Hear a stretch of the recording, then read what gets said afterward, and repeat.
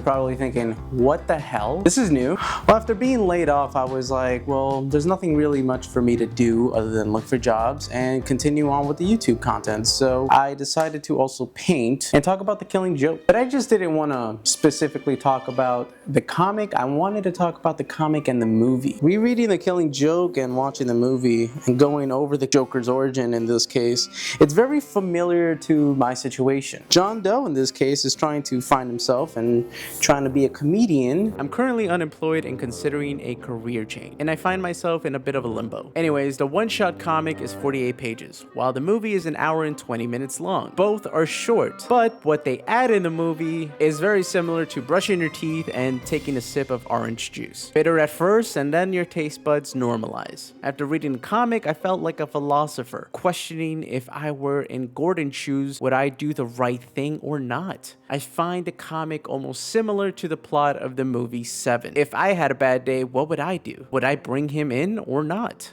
I have to kind of be careful here on YouTube. Previously, we talked about comic book adaptation. Directors and writers do take from the source material, but don't take the whole story, or they add to it. In this case, they added something at the beginning of the movie, so let's talk about the movie. The movie starts with Batgirl narrating to us the weeks before the Killing Joke story starts, and the movie introduces a new character, Paris France. I don't even want to hate, but that's not even trying, right? He's a nephew to a crime boss and is seeking power. He's a nasty combination of narcissist and sociopath. He'll have you smiling right up to the moment he cuts your throat. When he sets his sights on Batgirl, his sinister obsession started. To Paris, Batgirl was prey. Flirting with her, and with his every move, it was a trap. Designed to not merely to evade capture, but also drag Batgirl into the depths of his madness. He wanted to basically break her, to lose herself, in the anger and confusion of what he was doing. Batman is very protective of Batgirl and warning her to stay away from Paris, because he believes that she is too emotionally compromised to handle the situation. Which causes them to actually argue, as Batgirl feels that Batman is being overly controlling and not treating her as an equal partner. But Batman then says, "You're not in it like I am, Barbara. It's still a game for you. It's still a thrill. You haven't been taken to the edge yet. The edge of what? The abyss. The place where you don't care anymore. Where all hope dies." Now, I want to take a pause here because I've been kind of studying a little bit of psychology, and there is something called erotic transference. Erotic transference happens when someone starts developing romantic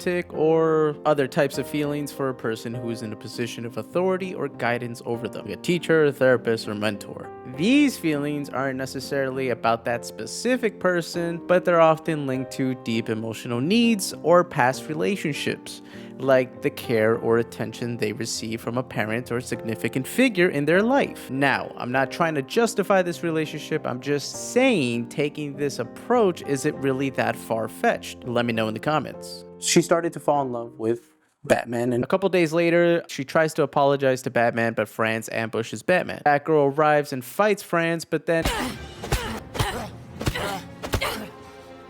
that is the pinnacle moment Barbara realizes not to cross the line. Days after, she meets Batman in a rooftop and decides to retire as Batgirl. I saw that abyss you spoke about. Very scary. So tempting. I don't know how you resist it. I don't think it's humanly possible after a while.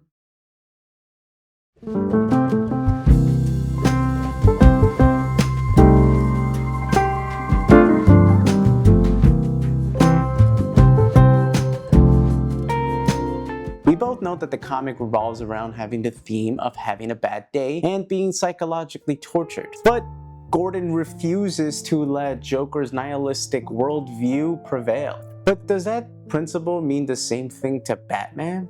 At the end, both interpretations leaves us to question that. I don't know what it was that bent your life out of shape, but maybe I've been there too. Maybe we could work together. I could rehabilitate you. You don't need to be alone. We don't have to kill each other.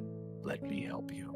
But anyways, let's go back to the core question we started with the video. Which story resonates more, the 48-page comic book or the 1 hour and 20-minute movie? Instead of having the rooftop scene, I would have actually had flashbacks of Batgirl joining the Bat family, capturing some of the bad guys like Penguin, Mr. Freeze, Riddler, helping Commissioner Gordon but also staying away from him because of the secret. And even having a moment with the Joker and he says something in the lines of, "You better watch your back." that would have resonated a little bit more with the story and plant the seed of what is to come. And despite of all that, I think the comic wins. So what are your thoughts? Till then, see you next time.